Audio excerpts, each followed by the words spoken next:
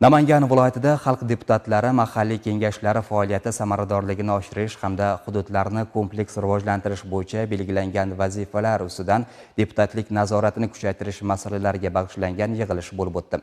Unda O'zbekiston Respublikasi Oliy Majlisi Senatining Fan, ta'lim va sog'liqni saqlash masalalari qo'mitasi raisi ishtirok etdi. Hozir shu haqda. Yig'ilishda xalq deputatlari Namangan viloyati, shahar va tuman kengashlari raislari, kotibiyat mudirlari, doimiy komissiyalar raislari va a'zolari ishtirok etdilar. O'zbekiston Respublikasi Oliy Majlisi Senatining Fan, ta'lim va sog'liqni saqlash masalalari qo'mitasi raisi Odiljon Mamatkarimov shu yilning 6-iyun kuni O'zbekiston Respublikasi Oliy Majlisi Senatining xalq deputatlari mahalliy kengashlari faoliyati samaradorligini oshirish va jamoatchilik nazoratini kuchaytirish masalalariga bag'ishlangan yig'ilishda belgilab berilgan ustuvor masalalar kelgusida amalga oshirilishi lozim bo'lgan vazifalar ijrosi bo'yicha ma'lumot berdi. Shuningdek, joriy yilning may oyida Senatning ishchi guruhi tomonidan xalq deputatlari Namangan viloyati, shahar va tuman kengashlari faoliyatini o'rganish jarayonida kengashlar faoliyatining asosiy yo'nalishlari, jumladan deputatlik nazoratini amalga oshirish holati, doimiy komissiyalar ishining samaradorligi, deputatlarning saylovchilar bilan muloqoti,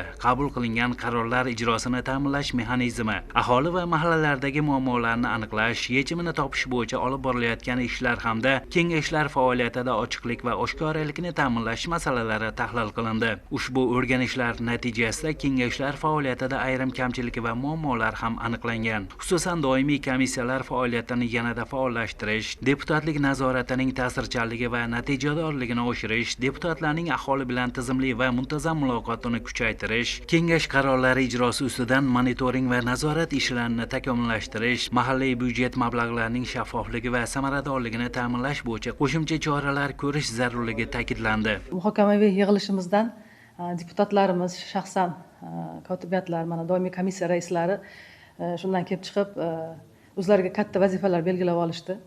O'sha deputat uchun 24 talik tavsiyalar ishlab chiqilgan. O'sha tavsiyalar bo'yicha joylarga chiqib, o'rganishlarni vaqtida olib borish vazifasi yuklatildi. Yig'ilishda hududlarni ijtimoiy-iqtisodiy rivojlantirish dasturlari ijrosi, aholi murojaatlari bilan ishlash holati, ta'lim va sog'liqni saqlash muassasalaridagi muammolar, infratuzilmani yaxshilash hamda yangi ish o'rinlari yaratish borasidagi vazifalar tahlil qilindi. Shundan kelib chiqib, deputatlardan har bir masalaga chuqur yondashish, hududlardagi haqiqiy ahvolni o'rganish, aholi bilan muloqotlarni tizimli tashkil etish hamda mutasaddi rahbarlarning hisobotlarini talabchanlik asosida ko'rib chiqish zarurligi qayd etildi. Asosiy maqsad mana shu deputatlarimizning faolligini yanada oshirish, xalq bilan ishlash, ayniqsa mahalliy yettilik bilan yaqindan ishlash masalalarida bir samaradorlikka erishish masalalari asosiy vazifalardan biri qilib qo'yildi.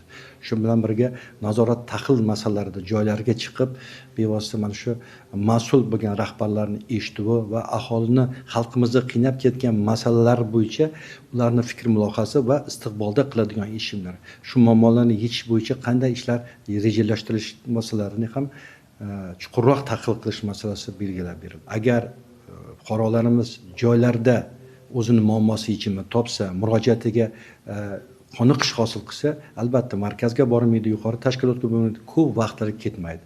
Chunki biz yaxshi bilamiz, muammo ham hududda, yechimi ham hududda. Uni faqat oqilona, adolatli hal qilish kerak. Yig'ilish yakunida xalq deputatlari mahalliy kengashlari faoliyatini yangi bosqichga olib chiqish, deputatlik nazorati ta'sirchanligini oshirish, qarorlar ijrosini muntazam monitoring qilib borish hamda aholi muammolarini hal etishga qaratilgan amaliy ishlarni yanada takomillashtirish bo'yicha aniq vazifalar belgilab olindi.